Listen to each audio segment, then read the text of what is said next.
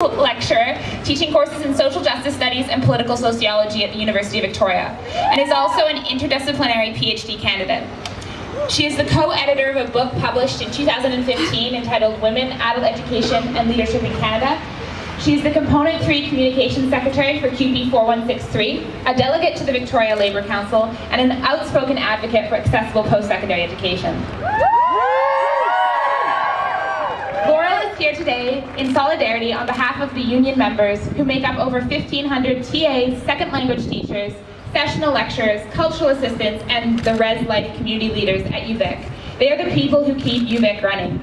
So welcome Laurel to the stage.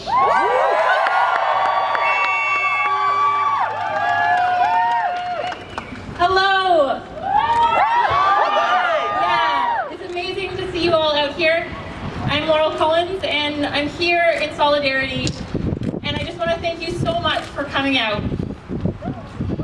As Bronte mentioned, we have 1,500 TAs, sessional lecturers, continuing lecturers, Res Life, community leaders, and these people are much like you. Oftentimes, they're balancing their education and their working life.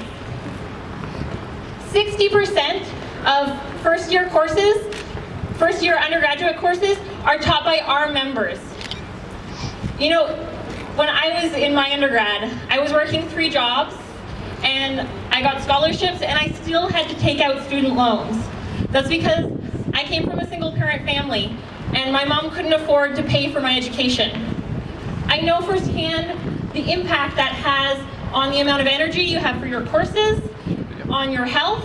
I had friends who dropped out not because they weren't doing well in university, but because they couldn't afford the high tuition fees. And now, as an instructor, I see my students facing the same challenges that I did. This needs to stop. My students from low-income families are often juggling multiple jobs. It takes them away from their studies, and some of them fall through the cracks, unable to continue their education. Our members are like me, like many of you, wearing 2 hats, one as a worker and one as a student.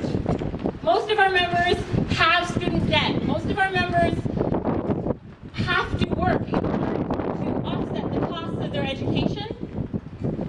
And wages have not kept up with inflation. Now, I want to talk a little bit about what's going on with CUPE 4163 right now. You know, we are currently, 2 of our components are currently in bargaining, and it's been excruciatingly slow. And they want to lock us in to a 10-year deal.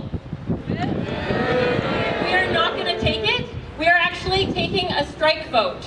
Now, don't worry, we're going to keep you informed about how and if this will impact you. But I want to tell you also that there is, at 4:30 today, a forum on what a strike vote means and how bargaining works for students.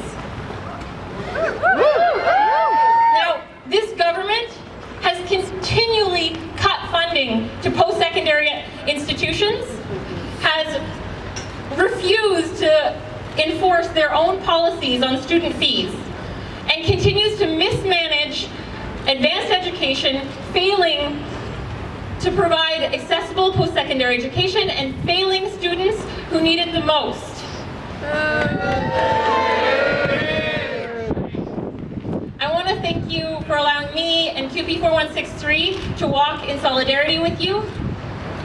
And we need to keep up this struggle until the provincial and federal governments recognize that education is a right.